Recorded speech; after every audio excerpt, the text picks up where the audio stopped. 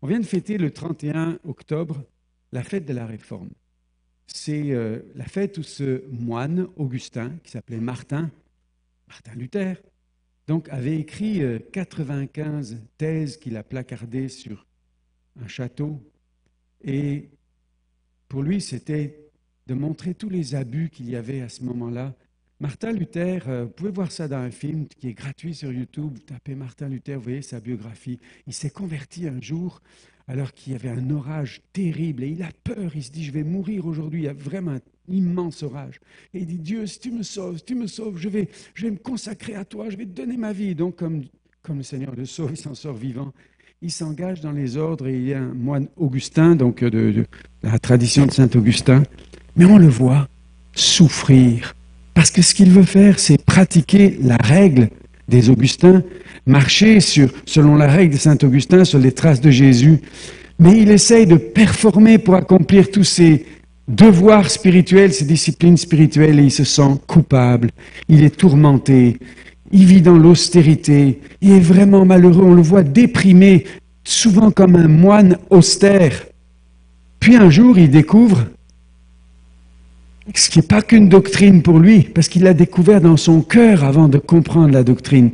Il découvre que tu es sauvé et tu es aimé pas parce que tu fais dans tes pratiques, mais tu es aimé et sauvé juste parce que Dieu a choisi de tout accomplir pour toi en Jésus-Christ. Le juste sera sauvé par la foi. Et pour lui, quand il reçoit ça, c'est comme si ce fardeau tombe et voilà qu'il reste consacré, sa vie reste consacrée, mais il vit les disciplines spirituelles comme un homme heureux.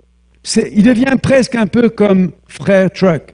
Si vous connaissez Robin des Bois, pour tous ceux qui ont déjà lu cette épître de Paul-là, l'épître de Paul à Robin des Bois, il devient donc non plus ce moine austère, mais un moine heureux. Un moine heureux, un moine qui accomplit les disciplines. Et on le voit à table, c'est un bon vivant. D'abord, il s'est marié en plus, puis il transmet le bonheur, la grâce autour de lui. Il est toujours entouré d'amis avec qui il boit des bonnes bières, avec qui il rit. Et il communique au monde entier à ce moment-là. Dieu est de bonne humeur, Dieu nous aime. Dieu, à chaque matin, il a déjà payé le prix. Tout ce qu'il attend, c'est que vous le célébriez. Et il veut amener dans l'Église non pas un manque de sérieux sur les disciplines spirituelles, mais il veut amener une façon de les accomplir avec joie. Et donc, alors que nous abordons aujourd'hui le sujet des disciplines spirituelles, et que nous l'abordons dans toute cette série-là, puisqu'un disciple, ça va être des personnes qui vont sculpter leur vie autour des habitudes de Jésus, des pratiques de Jésus, ou Calvin appelait ça des moyens de grâce. Alors c'est ce dont on va parler, mais mettons du sourire dans ces pratiques, s'il vous plaît et s'il nous plaît. Mettons du sourire, ne soyons pas ce moine grincheux, mais le moine heureux qui se dit simplement ce sont des moyens par lesquels Dieu nous fait grandir, ce ne sont pas des obstacles à franchir, on n'est pas dans une compétition. Alors que nous abordons donc ce sujet, c'est vrai qu'il est dit, Paul dit ceci, exerce-toi. Et en grec, gymnaxé, donc vous entendez le mot gymnase, fais l'exercice, exerce-toi à la piété, parce que l'exercice corporel est utile à peu de choses, tandis que la piété est utile à tout. Alors le but des exercices, c'est quoi? Quand on fait des exercices physiques, le but, c'est pas la performance, c'est pas vrai. La compétition nous dit ça, mais j'entendais un grand athlète à la télévision la semaine dernière qui me disait « Notre corps n'est pas fait pour répondre aux exigences que je m'impose. Je me rends malade. Je suis conscient que j'inflige à mon corps de la maladie lorsque je lui impose une telle discipline, un tel traitement. » Bienvenue les amis, on est content de vous voir. Et puis, c'est la même chose concernant les exercices spirituels. Le but de l'exercice physique n'est pas la performance, mais c'est quoi? C'est la santé, absolument, c'est la santé. Eh bien, le but de l'exercice spirituel n'est pas la performance, mais c'est simplement l'amour, la foi, une qualité de cœur. Le but, nous dit 1 Timothée 5, le but du commandement, le but de la pratique, c'est ce qu'il va nous dire, le but de la pratique spirituelle, c'est l'amour venant d'un cœur pur, une bonne conscience et une foi sincère. Le but, il est là, et c'est ce dont on va parler ce matin. Alors qu'on parle de ça en ce moment, il y a une génération autour de nous, la génération Z, ceux qui sont nés entre 97 et 2012, et on en a parmi nous, qui, eux, au Québec, au Canada, en Amérique du Nord, et dans tout le monde occidental, c'est la génération actuelle qui connaît un réveil. Toutes les autres connaissent une baisse, mais chez eux, il y a un réveil. Sur quoi c'est basé ce réveil? C'est basé sur... Ils vivent un réveil spirituel basé sur... On veut quelque chose d'authentique. Eux, ils sont nés avec les réseaux sociaux, l'informatique. Ils savent comment ça fonctionne. Ça ne les impressionne pas. Ils cherchent une communauté authentique, réelle et non virtuelle. Ils cherchent l'intériorité et pas juste le bruit, la musique. Ils ont tout vu de la technologie. Eux, ce qu'ils vont chercher, c'est du réel. Et même les journalistes en parlent autour de nous. Je te parle des Gen Z. Plus de gens vont à l'église et c'est sûrement pas ce que tu penses. Je te parle des Gen Z. Pour la première fois depuis des décennies, la fréquentation des églises au Canada est en hausse, selon un article de CTV News paru le 9 novembre 2025. Cette augmentation touche les jeunes âgés entre 15 et 29 ans, aussi appelés la génération Z. Selon Statistique Canada, 22% de Canadiens de cette tranche d'âge assistaient à des services religieux au moins une fois par mois en 2022. De 2023 à 2025, l'Institut Angus Reid a constaté pour sa part que l'ouverture des Gen Z à l'égard de la religion a augmenté de 35 à 40%, alors qu'elle a baissé chez toutes les autres générations. Le diocèse de Québec fait le même constat. Depuis 2 ans environ, on remarque une augmentation de la fréquentation des jeunes aux activités offertes par les paroisses. On a aussi vu le nombre de baptêmes décupler chez les jeunes adultes, passant de 20 baptêmes à 110 en seulement 3 ans. Plusieurs raisons peuvent expliquer cette effervescence de la religion chez la génération Z, mais il y en a 2 qui ressortent du lot: la pandémie de COVID-19 et les réseaux sociaux. La pandémie a donné beaucoup de temps aux gens pour l'introspection. Et la génération Z s'est rendue compte qu'elle était isolée, anxieuse et craintive quant à son avenir. Les réseaux sociaux, de leur côté, exacerbent la solitude chez les jeunes qui cherchent de plus en plus une communauté réelle et non virtuelle. Intéressant. Il y a une génération aujourd'hui qui attend une communauté réelle. Un endroit dans lequel c'est plus simplement un endroit pour écouter, c'est un endroit pour échanger. On attend une maison, on n'attend plus une paroisse. On n'attend plus une salle de culte, on attend un lieu d'accueil, un lieu où je suis accueilli, écouté. On a des jeunes gens parmi nous, une jeune femme ou fille qui avait 20 ans à ce moment-là, était venue une première fois dans un World Café et elle avait pris part à la conversation. Elle a dit, c'est la seule église où j'ai pu donner mon avis et on m'écoutait. D'habitude, je dois toujours écouter tout le monde. Mais là, j'ai pu parler. Si l'église était comme ça tout le temps, je serais membre de cette église-là. Finalement, elle est devenue membre, même si on ne fait pas ça tout le temps. Mais la génération Z sont en train de chercher une autre approche de la relation avec Dieu. Parce que, alors qu'eux vivent un réveil, tout le reste de l'église et des générations vivent ce qu'on appelle en Occident l'acédie. Et il y a 2-3 ans, pour ceux qui étaient là, 2 ans, on a fait une petite visite chez un père du désert pour parler de ce sujet de l'acédie, pour nous rafraîchir la mémoire et pour aussi inviter tous ceux qui n'avaient pas fait la visite avec nous. On va y retourner et on va demander au père du désert qui était là, c'est un père du désert, nous on fait des grands voyages, on est parti au IVe siècle sur la vallée du Nil et rencontré ici un père du désert et on lui a demandé de nous parler de ce sujet de l'acédie. C'est un jeune homme, un jeune occidental, un informaticien de Montréal qui vient et qui va demander à ce père du désert, j'aimerais faire le point. Alors il va lui dire, c'est pour ça qu'on est 2 ce matin. Donc moi je joue le père du désert probablement, puis des moments je joue l'autre, donc c'est pour ça qu'on est 2 ce matin. Peut-être que vous avez trouvé la forme un petit peu spéciale, certains vont dire sur la forme, ça ne faisait pas trop prédication, mais au-delà de ça, écoutez comme une parabole de Jésus, et écoutez, pas moi seulement, mais à un moment donné, à plusieurs reprises, le Saint-Esprit va vous parler directement dans votre cœur. Écoutez ce que l'Esprit veut dire à chacun dans ce sujet-là, d'être des disciples qui ne vivent pas avec austérité les disciples. Donc, pouvez-vous nous rappeler notre conversation sur l'acédie, demande le jeune homme. Oui, j'ai enregistré, on écoute ça. Je vous avais demandé, comment va votre vie spirituelle? J'avais répondu, c'est pas fort, hein? J'ai perdu l'intérêt pour la prière que j'avais avant ou la méditation de la Bible. La flamme intérieure est plus là. C'est comme un lointain souvenir pour moi. Mes réalités et mes priorités ont changé. J'accorde plus la même place à ces choses-là. En fait, j'en ai plus le goût et j'en vois même pas l'utilité. Une paresse spirituelle? Oh ben peut-être, mais je me sens vraiment pas paresseux. Je travaille comme 3 personnes, j'ai 3 jobs et je travaille tout le temps.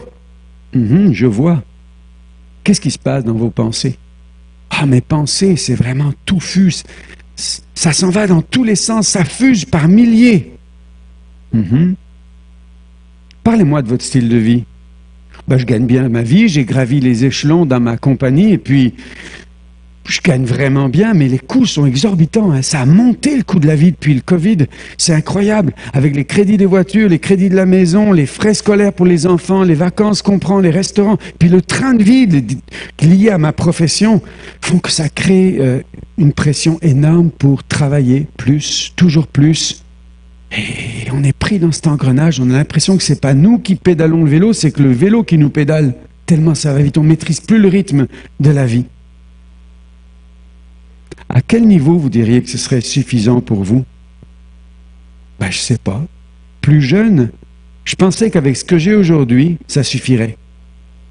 Mais là, je m'inquiète plus pour l'avenir. Alors qu'on est dans l'abondance, mais bon, les crédits pèsent, c'est vrai.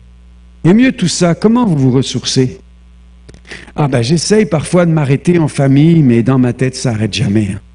Sauf quand je fais des jeux vidéo, ou vous faites ça à quelle fréquence? C'est pas régulier. C'est quand je me sens épuisé que j'ai besoin de souffler. Et ça vous aide? Ah, sur le moment, oui. Mais après, je dois courir après le temps. Il faut rattraper le temps perdu, le travail. À part les jeux vidéo, qu'est-ce que vous faites quand vous avez besoin de souffler? Parfois, j'avoue que je craque sur la bouffe ou un verre de trop. Traîner devant des films sans intérêt le soir. Ou rarement, mais ça arrive quand même, des scènes porno. Mais après tout ça, je me sens vraiment pas bien. Quand vous sentez-vous bien? Demande le père. Quand je vais avoir une promotion, quand j'ai réussi une belle transaction, quand ma famille est réunie, que j'ai pu offrir des cadeaux de valeur à chacun. De quoi avez-vous peur dans votre vie? J'ai peur de manquer les meilleures opportunités. Parce que vous savez, on ne vit qu'une fois. Que fuyez-vous? Je ne comprends pas. Réfléchissez. En y pensant bien, je fuis la solitude, l'ennui, la peur de me voir tel que je suis vraiment. Parce que vous avez, ça se nomme l'acédie. L'acédie, si on la définit, c'est ne pas, littéralement, c'est ne pas prendre soin. Et ça veut dire ne pas prendre soin de son être intérieur et finalement, on finit par s'en fiche de tout. On finit par devenir ce qu'on appelle un aquaboniste. À quoi bon? À quoi bon? À quoi bon me soigner? À quoi bon faire ça? À quoi bon? C'est, selon Wikipédia, un concept de théologie chrétienne qui est présenté comme l'ennui spirituel. Alors que les Gen Z, la génération Z, ne s'ennuient pas dans la méditation, s'enthousiasment pour le contact réel. Les autres générations ont tendance à trouver l'Église ennuyeuse, les activités spirituelles ne captent pas, ne retiennent pas leur attention. Il y a une profondeur à redécouvrir ici. Et selon les premiers ermites du 3e, 4e siècle, le pire des dangers qui pouvaient arriver à un chrétien, c'était l'acédie. L'acédie, c'est une maladie spirituelle qui accentue l'indifférence, la négligence, la suractivité. Vous allez dire, mais il fait quelque chose ou il fait rien? Oui, c'est la suractivité extérieure, le cerveau toujours en marche, mais le fond de l'être, l'esprit, le cœur, en panne. Alors ça donne une double image d'agitation et de passivité. Suractivité, mais en même temps, pas de vie à l'extérieur. La précipitation, la surconsommation pour compenser ce mal-être. Et peu à peu, on passe du théisme au déisme. C'est quoi le théisme? Dieu est pour moi quelqu'un de vivant avec qui j'ai une relation. Le déisme, il y a bien un Dieu dans l'univers. Mais on ne se fréquente pas. Aucun contact, aucune histoire à raconter, aucune touche de sa part dans ma vie. Et ça, c'est l'acédie. Et mes amis, il y a énormément de personnes en Occident, dans nos églises, qui souffrent de l'acédie. Et c'est pourquoi la solution que les pères du désert amenaient était là. Parce que pour eux, l'acédie, ils appelaient ça le démon de midi.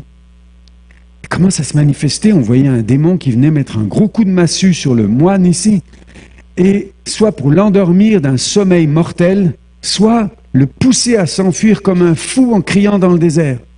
Donc soit il est super énervé, il fuit toujours, soit il est parti dans un sommeil mortel. Et selon les ermites et les pères de ces années-là, c'était la maladie spirituelle la pire de toutes. Alors comment guérir de l'acédie? Eh bien ces pères, ces ermites, sont devenus ce qu'on a appelé les médecins de l'âme. Bien-aimé, je souhaite que tu prospères à tous égards comme prospère l'état de ton âme.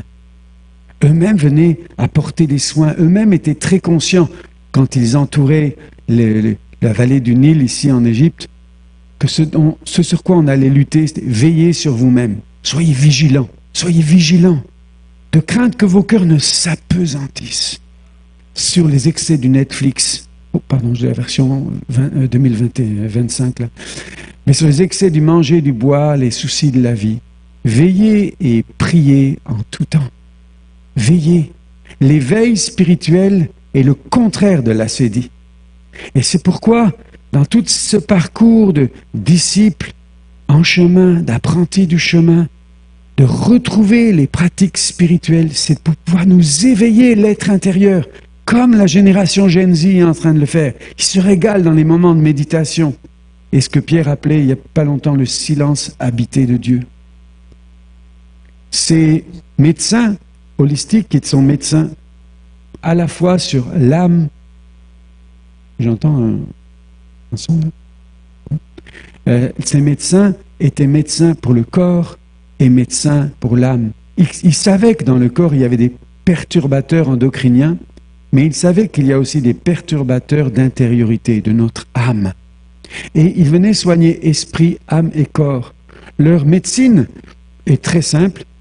Leur soin de l'âme, qui est pourtant considéré comme l'art des arts et la science de la science. Écoutez, il y a beaucoup aujourd'hui de psychanalystes catholiques qui réintègrent les pratiques de méditation et les disciplines spirituelles dont on va parler pour remettre de la lenteur, du silence, de l'attention, de la continuité, du sabbat, de la méditation de l'écriture plus profonde qu'une lecture rapide, au milieu de toute la vie. Et en faisant ça, on retrouve de la santé. On retrouve de la santé. L'éveil spirituel est le contraire de l'acédie. Alors, le Père demande au jeune homme. Nous avions échangé ces choses. Depuis la dernière fois, qu'est-ce qui a changé dans votre vie? Et le jeune homme dit, écoutez, je suis content de vous annoncer que j'ai repris la prière et la lecture de la Bible. J'ai même découvert dans mon assemblée locale quelque chose dont j'avais jamais entendu avant parler, qui m'aide beaucoup, qui s'appelle la Lectio Divina. Je lis, j'écoute, je médite, il y a quelque chose qui s'éveille dans mon cœur et une fois que j'ai lu un passage, il m'a parlé, l'Esprit m'a parlé. Alors, c'est plus vivant, ça m'a enclin à quelque chose d'autre qu'une lecture mécanique et j'ai retrouvé un peu de vie. Donc, content, j'ai repris ça. Puis parfois, j'ai des moments d'écoute. Je vais aussi à l'église environ 2 à 3 fois par mois. C'est bonne nouvelle. Vous êtes satisfait maintenant? Oui, mais si je reviens vous voir, c'est parce que j'ai encore parfois un sentiment de vie spirituelle mécanique, en surface. Trop d'enjeux dans trop de domaines à la fois, trop de stress pour être capable de profondeur et de lenteur et de la vie que racontent les pères du désert dont vous me parliez. J'y suis pas. Ah, c'est Siri qui est là? J'entends un désolé, je ne comprends pas. OK. Ben, je vais t'expliquer.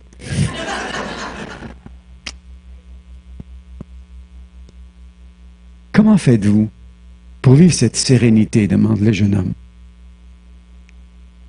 Au IVe siècle, les pères spirituels ont quitté les villes. Les églises étaient devenues trop spectaculaires, trop performantes, compétitives, rivales. À qui aurait le plus grand auditoire? À qui aurait la plus grande influence? À qui aurait le plus de prestige? L'Évangile était entré dans l'Empire romain pendant 3 siècles, mais après quelques décennies, c'est la mentalité de l'Empire romain qui est rentrée dans l'Église. C'est le monde de la compétition, le monde des luttes intestines les uns contre les autres.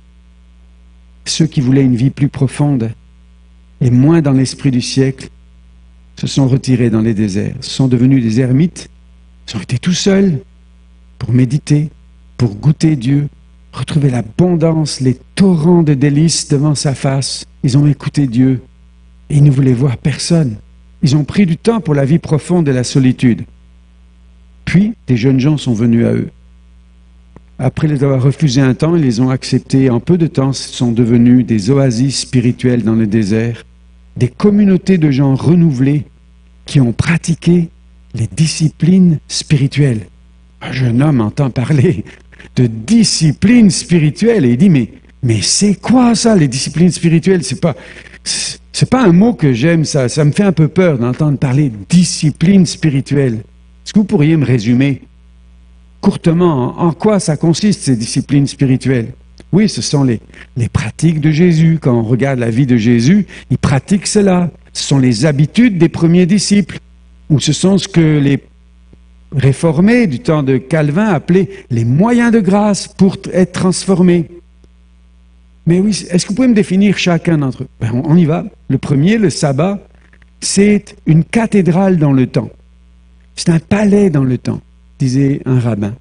C'est un moment de délice et de ressourcement, un moment de réparation.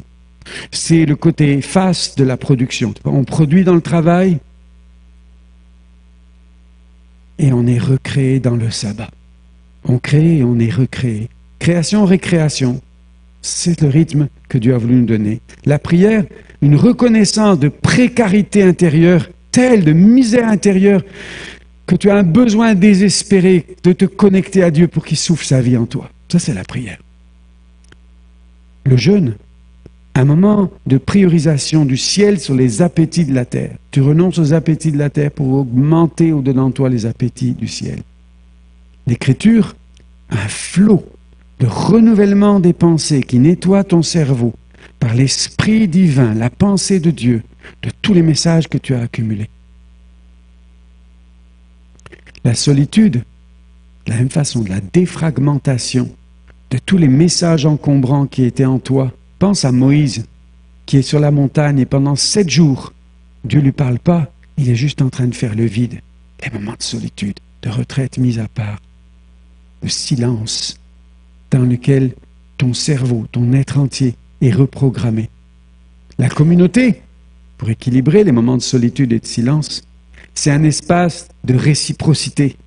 On prend soin mutuellement les uns des autres, de confession, un espace de valorisation de l'autre, et surtout un avant-goût du ciel. C'est là où on mange bien ensemble.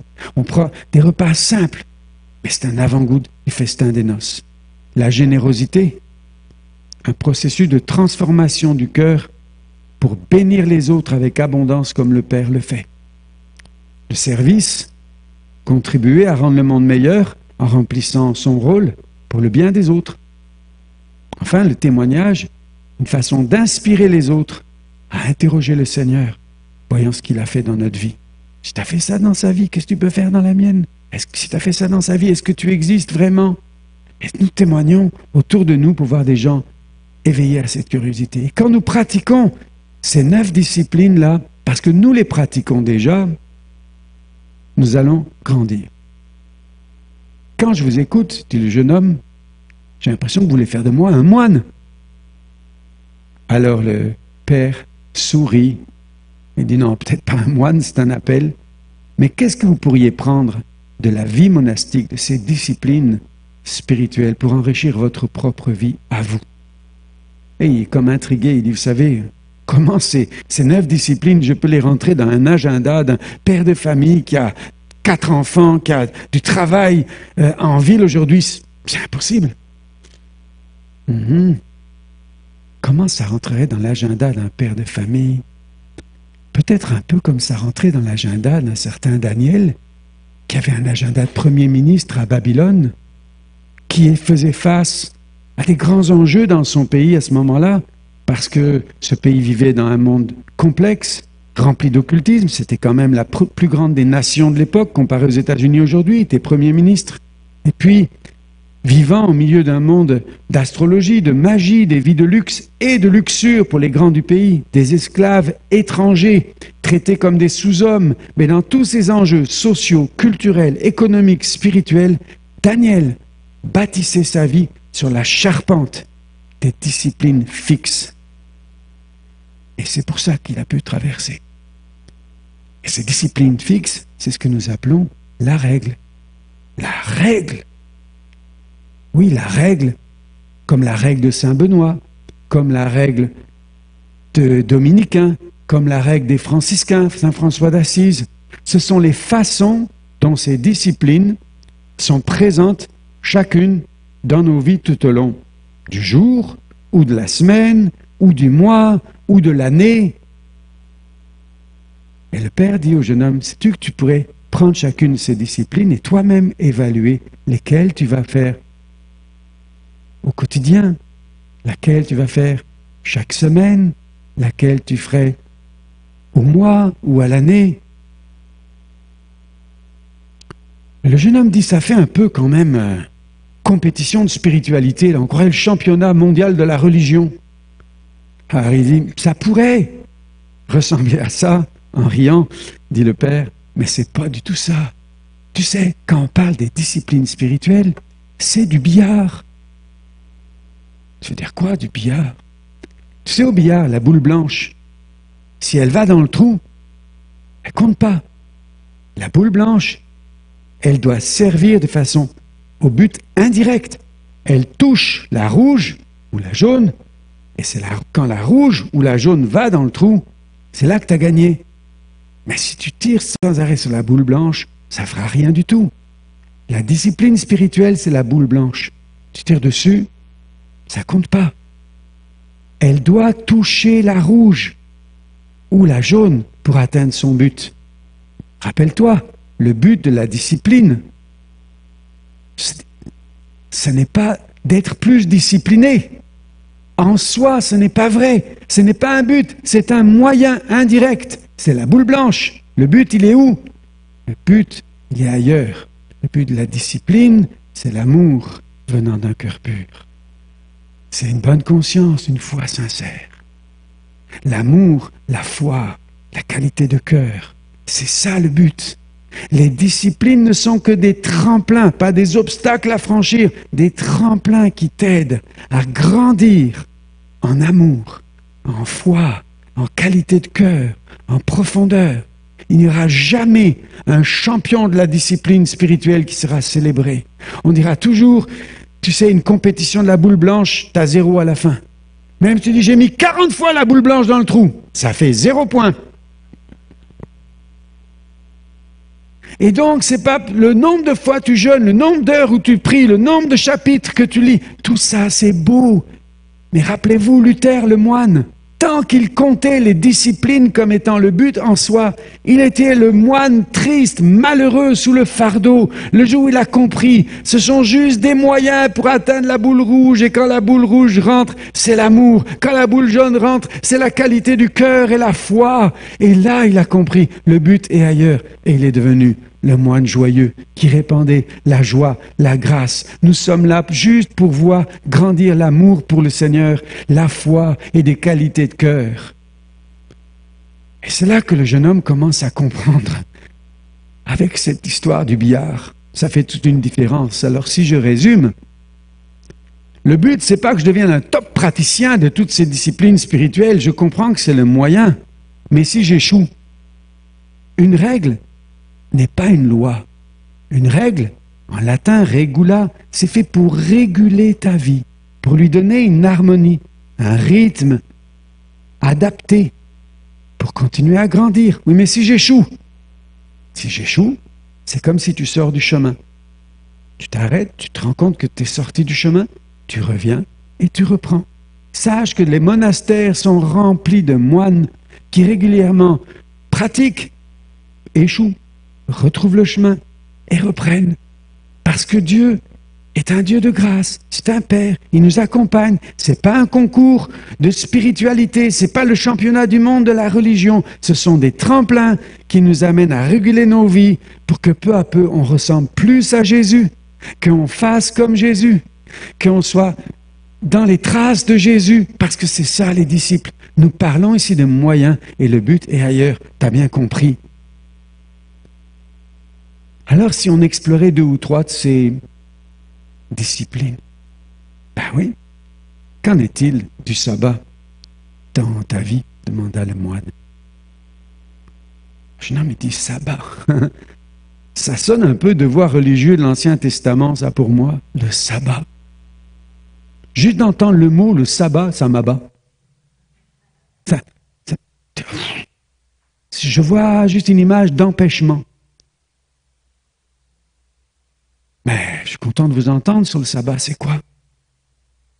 Le sabbat, c'est entrer dans le rythme de la musique de la vie que Dieu a créée au premier jour. Dans chaque partition, chaque symphonie, il y a des moments de pause, c'est là, qui te permet de faire une pause, méditer sur ce qui vient d'être joué ou dit, peut-être changer la mélodie, on repart.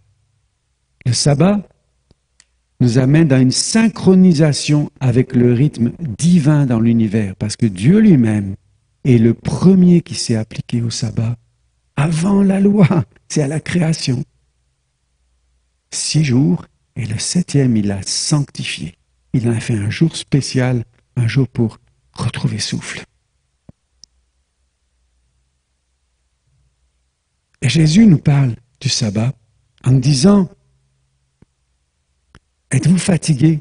Matthieu chapitre 11, versets 28 à 30. Venez à moi, vous tous qui êtes fatigués, chargés, version seconde traditionnelle. Ici, je vous parle de la version message de Eugene Peterson.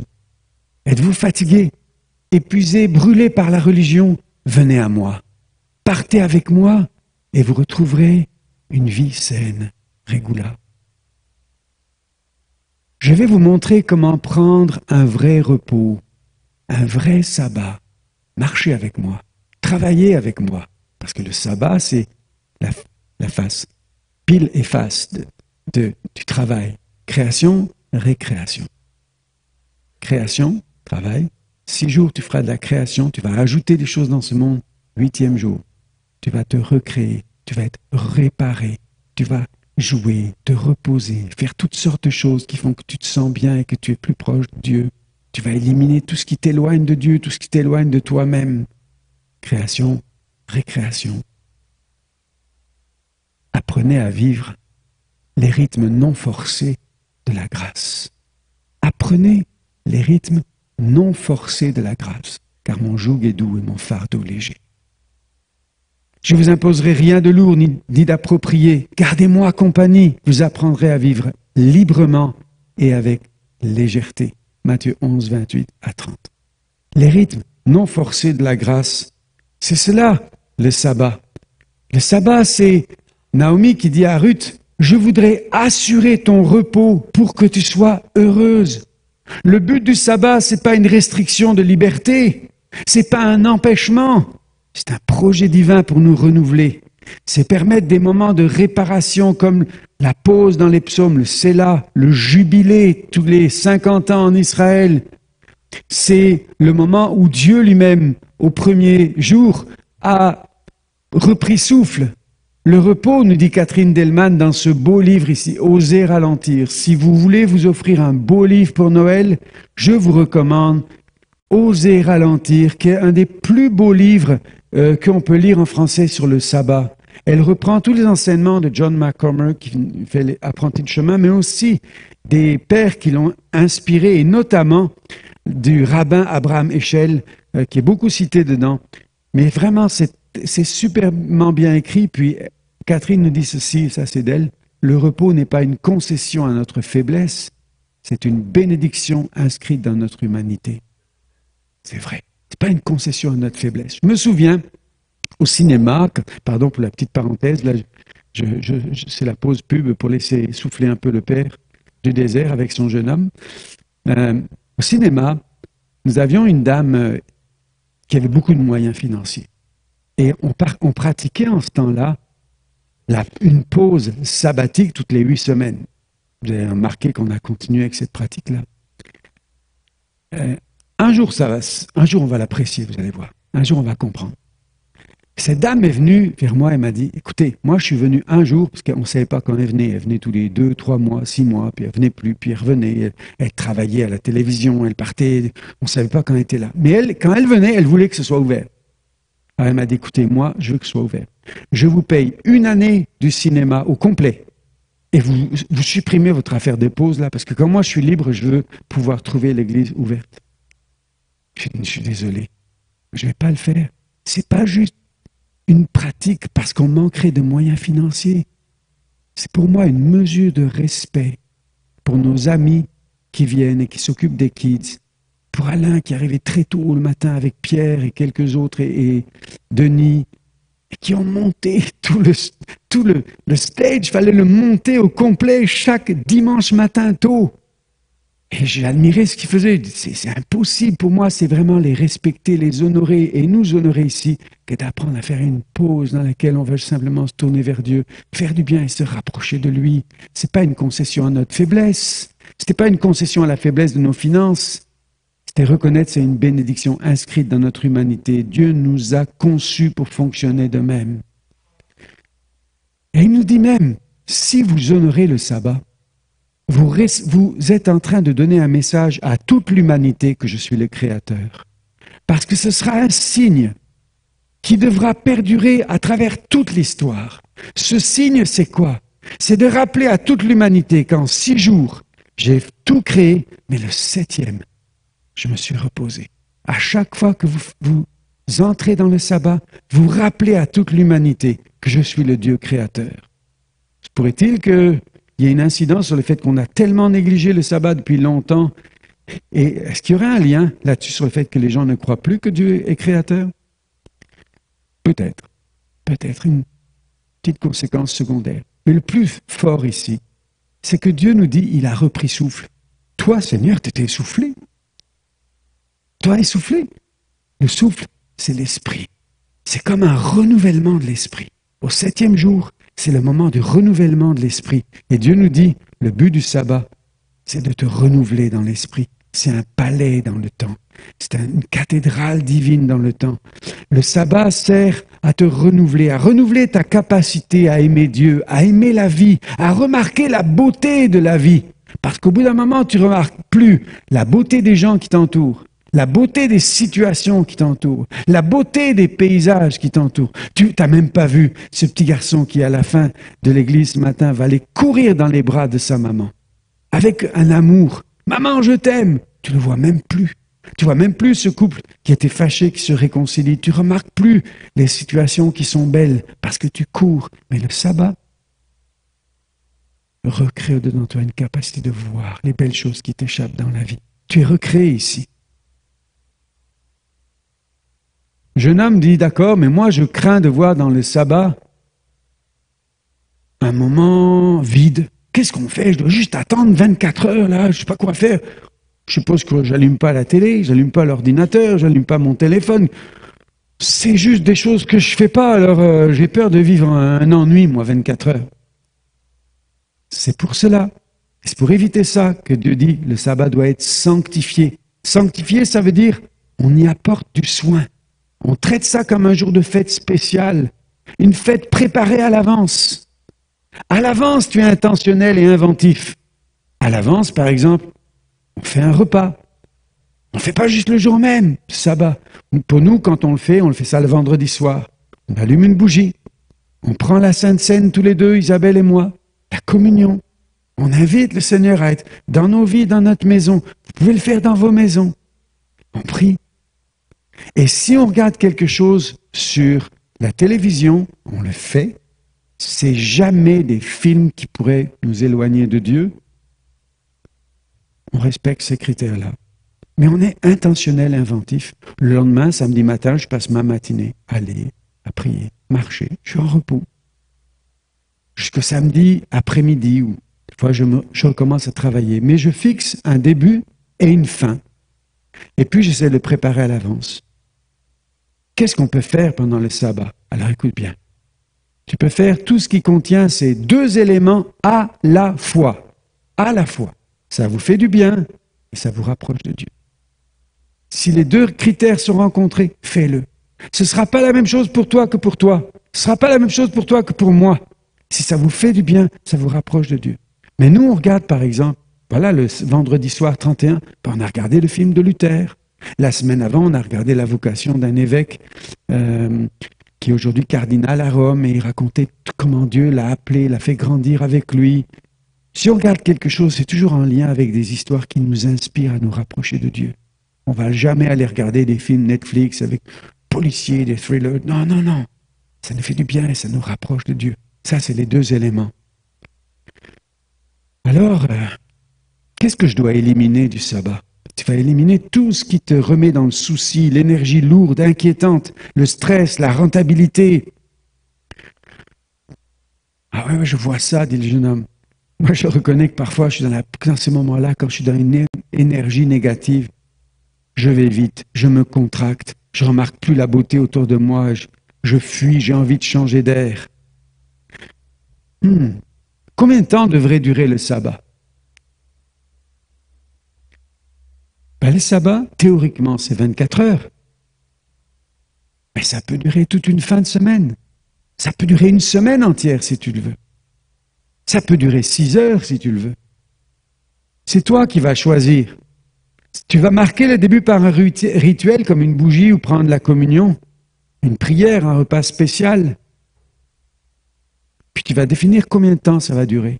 Quand nous avons eu notre pause sabbatique de fin octobre, vendredi soir, c'est ce que je viens de dire, samedi matin, c'était des temps de prière seul, et non, pas seul. Samedi matin, on a invité un couple de l'église à un brunch. On a eu un échange tellement fort que la dame a appelé son travail disant « Écoutez, je suis tellement bien là, presque, elle n'a pas osé le dire ça, mais elle était tellement bien que je retarde mon rentrée à mon travail. » On a échangé comme des frères, l'hospitalité, l'amitié, porter les fardeaux l'un de l'autre, c'était tellement bon. Puis dimanche, on a invité des personnes à venir à un jeûne et prière à la maison. Puis ça a été tout un week-end. Toute une fin de semaine sabbatique. Je peux vous dire qu'en fin de semaine, j'étais plus près de Dieu, ça m'avait fait du bien. Donc, écoutez, la durée, c'est vous qui pouvez la fixer. Parfois, certaines semaines, tu auras juste 6 heures. On n'est pas dans une compétition. Tu vas juste t'assurer un temps de qualité pour s'arrêter et se laisser renouveler. Et le jeune homme dit, ah oui, mais je connais une église qui... Et il a informé le père du désert. Je connais une église qui fait une fin de semaine sabbatique sur son programme toutes les 8 semaines. Il s'appelle le Hub Rive-Sud, effectivement. Puisque tu me parles d'une communauté, explorons. Qu'est-ce que toi tu vis en communauté? Le jeune homme demande, la communauté, c'est bien aller à l'église, au culte? Ça, c'est un minimum de survie. L'essentiel est ailleurs. L'essentiel, c'est aimez-vous les uns les autres comme je vous ai aimé. Tissez vos vies les uns avec les autres. Échangez, inspirez-vous les uns les autres. Accueillez-vous les uns les autres. Nourrissez-vous, invitez-vous les uns les autres. C'est toute cette vie relationnelle et réciproque qui est tellement importante. La marque distinctive, c'est pas d'une communauté, c'est pas de juste chanter, écouter un sermon. C'est ce qui se passe ensuite dans toute la vie. Ça ressemble plus à habiter la maison du Père, chiller ensemble, comme vous dites aujourd'hui. Le père du désert au IVe siècle a appris un mot de notre temps. Chiller ensemble. D'ailleurs, on va vous annoncer qu'il y aura sur le programme de prochains 4 mois, janvier à avril, une soirée ici le 20 mars. C'est pas parce que c'est l'anniversaire de Pierre Poulain ou la fête de la francophonie, le 20 mars, c'est parce que c'était la date disponible. Donc, joyeux anniversaire à l'avance. Mais on aura une soirée ici qu'on appelle Chill Up. Et on va venir avec notre coton ouaté, on va venir chiller ensemble dans la maison du Seigneur et animer des moments relationnels pour se bâtir comme une communauté, ce qui est tellement important, tellement important. C'est manger ensemble, parce que l'hospitalité, elle est au cœur de la communauté. Rappelle le Père du désert. Des repas simples, vous ne compliquez pas.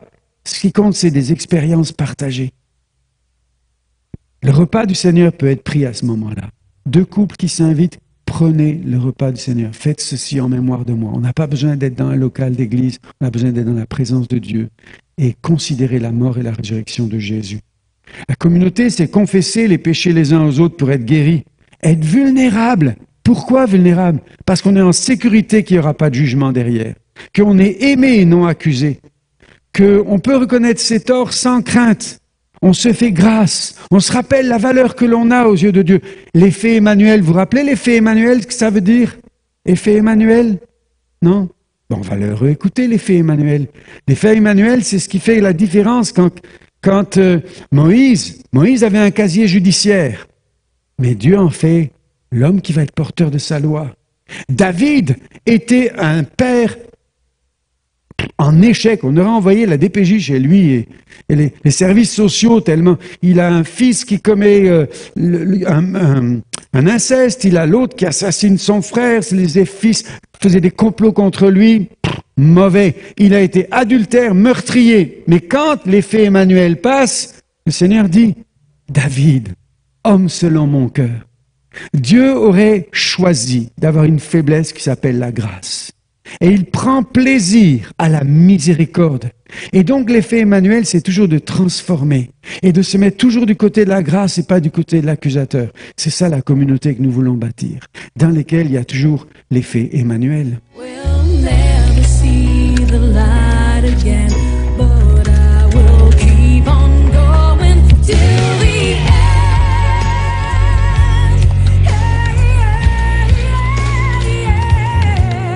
Our ship has faced the hurricane, but I will keep on going.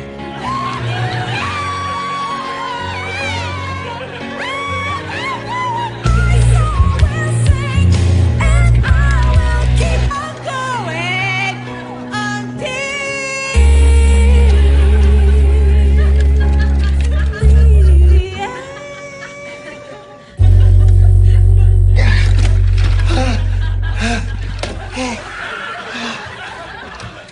Ah, quand il a mal aux mains, comme ça me fait penser à Jésus qui est crucifié pour nous, les mains. Voici mes mains, mais vous pouvez mettre le doigt dans le trou. Il a travaillé fort de ses mains, Jésus aussi, pour l'effet Emmanuel. Mais c'est ça la communauté. Et la communauté, c'est aussi l'endroit où les personnes veulent servir les autres. C'est vrai que des fois, il y en a qui démarrent au service, c'est pas toujours ça ce qu'on veut. Il y a du son normalement. Must be missing an angel. Missing one angel child, 'cause you're here with me right now.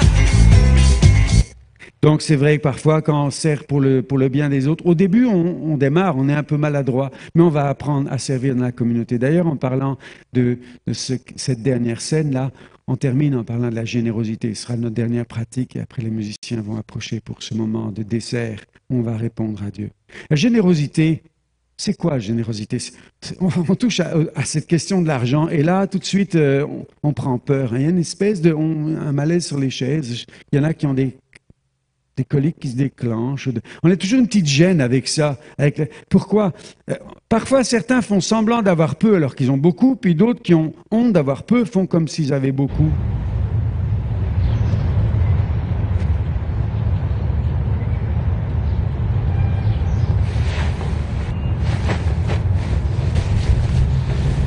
Introducing the totally redesigned Kia Spectra.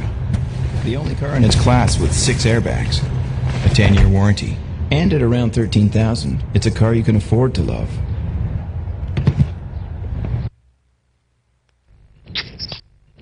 Море. Милини. О, підерзи, милини.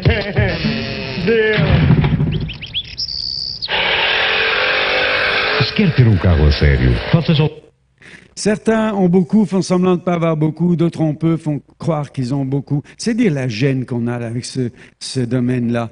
Alors, là encore, il y a le fruit, il y a les moyens. Le fruit, c'est la générosité. Dieu va nous donner les moyens d'exercer cette générosité-là dans nos vies. Et il y avait un monsieur qui s'appelait Maïmonide, j'en ai parlé une fois, je refais ici courtement sur les premiers niveaux dont il nous parle. Lui a établi, c'est un rabbin, c'est un enseignant de la Bible, c'est un médecin et un philosophe qui était en Espagne, qui venait donc du Moyen-Orient, avant d'habiter en Espagne. Et lui, il va définir les 8 degrés de la générosité. Et il va dire le degré le plus bas, et on veut juste regarder les 4 premiers, degré le plus bas, c'est donner à contre-cœur, parce que Dieu aime quand on donne avec joie. Donner à contre-cœur, ça marche pas. Le deuxième niveau, c'est donner avec joie, avec un visage souriant, mais beaucoup moins que ce que tu devrais donner, et tu le sais. Alors, ça, c'est le deuxième niveau. Mais au moins, tu donnes avec joie, mais pas suffisamment. Troisième niveau, donner quand tu as été sollicité. Ça veut dire il faut qu'on fasse un pitch de vente là qui te motive, qui touche ta compassion, mettre de préférence des enfants malheureux pour que tu pleures, des enfants qui meurent de faim. Et à la fin, on fait un appel. Et comme tes émotions sont touchées, ce jour-là, tu vas donner. L'enfant aura peut-être $5, mais l'argent va aller ailleurs. C'est un peu de la manipulation, mais certains ont toujours besoin. J'ai besoin. Moi, je donne quand je suis vraiment touché.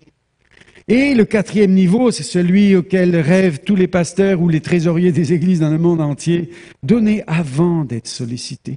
Donner par responsabilité personnelle, dans lequel simplement je sais que c'est juste, Dieu m'a convaincu, m'a parlé, et je vais le faire. La générosité est proactive, c'est une motivation responsable, puis on pourrait continuer.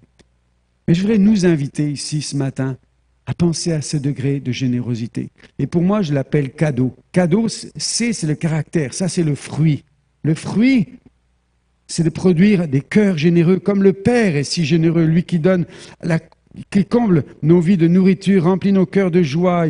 Il ne cesse de rendre témoignage de ce qu'il est par l'abondance qu'il déverse. Le fruit sera ce cœur généreux, le bonheur de donner comme Dieu. Mais les moyens qu'il nous donne, les aumônes, c'est des dons aux pauvres, aux personnes. Les dîmes, c'est la contribution que l'on apporte à la maison du Seigneur dans l'église où on est engagé. Et les offrandes, c'est pour les projets. Et ça nous fait cadeau. Les aumônes, les dîmes, les offrandes, c'est les moyens. C'est la boule blanche. Le fruit, la boule rouge, ça produira un caractère généreux. Mais ces moyens sont bons. Et si ce jeune homme demande au Père, c'est quoi la somme à donner? Pourquoi la dîme? La dîme, est-ce que c'est une loi qui perdure? C'est en tout cas un indicateur que Dieu lui-même a prescrit, qui déclenche au-dedans de nous la pratique ou le développement de la générosité. C'est cette somme-là de 10% de nos revenus. Certains se battent pour, contre. L'idée est simplement, Dieu nous a donné une somme indicative dans laquelle il sait que notre cœur, là, y est pris dedans pour commencer à être bien plus généreux. Alors je vais appeler les musiciens, ou en tout cas commencer avec le piano, et puis simplement nous inviter, alors qu'on arrive à la fin, d'éveiller notre moine intérieur et de se dire, dans ces 9 disciplines spirituelles, on en reparlera probablement au mois de décembre, c'est pas moi, c'est John McCormack qui va en reparler, mais je vais vous dire, commencez là où vous êtes, évaluez là où vous êtes aujourd'hui, puis dans laquelle vous aimeriez grandir. Alors que nous allons louer le Seigneur, ce qui compte, c'est dans ce moment-là de venir à Jésus, de s'asseoir à côté de lui comme faisaient les disciples. Et je vous demanderai, dès que la louange va commencer, qu'on se lève, qu'on vienne ici devant, et puis qu'on écoute comment répondre. Il y a une chose qu'on va faire ce matin pour ceux qui le souhaitent. Vous voyez, il y a un panier ici dans lequel vous n'allez pas amener votre cash parce que vous ne l'avez pas, mais vous pouvez amener votre téléphone. Vous pouvez amener votre téléphone ici. Le micro. Et vous pouvez scanner cela et ça va directement sur le hub Rive-Sud où vous pouvez faire une offrande. Peut-être il y a des personnes qui sont là, ça fait des mois que vous avez oublié la pratique générosité. Et je vais vous inviter à expérimenter cela. Peut-être en 2026, on aura 3 jours ou 4 jours dans l'année où on fera le Giving Day, le jour des offrandes. Avec ça, vous venez, vous approchez devant, vous pouvez scanner. Si vous avez envie de mettre du cash, vous pouvez. Mais sans quoi, vous pouvez venir scanner juste pour dire, Seigneur, il y a des mois que je ne le fais plus et je veux reprendre une vie de générosité. Mais peut-être dans ce temps, je veux reprendre la communauté. Avec décembre qui arrive, je veux penser pas juste Noël pour moi. Peut-être je veux ouvrir ma maison pour un brunch, pour un déjeuner, pour un café avec quelqu'un. Je veux vivre la communauté. Peut-être je vais vivre le sabbat. Et dans ce moment de louange, le Seigneur va parler à chacun et que chacun obéisse. Si vous voulez bien, levons-nous ensemble. Si ça ne vous gêne pas, je vous invite à approcher, qu'on vive ça comme une famille là devant le Seigneur. Puis je vais reculer ça. Peut-être certains vont prendre la photo ici, peut-être d'autres de l'autre côté. Oh, il y en a 3, il y en a beaucoup. Mais je vous invite ce matin à approcher ici devant et on va louer le Seigneur ensemble. Alléluia. Merci Jésus. Approchons-nous de Jésus, le Sauveur, le Roi des rois, le Seigneur des seigneurs, celui qui compte pour nous, celui qui nous a accueillis dans ses bras, celui que nous voulons adorer, qui est l'alpha, qui est l'oméga, au commencement de la création, à la fin il a le dernier mot. Il est Seigneur des seigneurs. Dans toutes les langues, dans toutes les générations, il a été célébré, il l'est encore aujourd'hui. Et nous voulons adorer le Seigneur dans ce moment-là, en pensant à cette Gen Z, à cette génération Z, que le Seigneur est en train de sauver. On supplie, on crie à lui, pour qu'il s'ajoute aussi au hub, qu'il y ait une vie qui revienne, une vie miraculeuse, qu'il y ait un réveil spirituel, un réveil des pratiques et des disciplines qui nous amène à avoir un cœur pur, une foi sincère, un amour total pour le Seigneur. Approchons et adorons ensemble.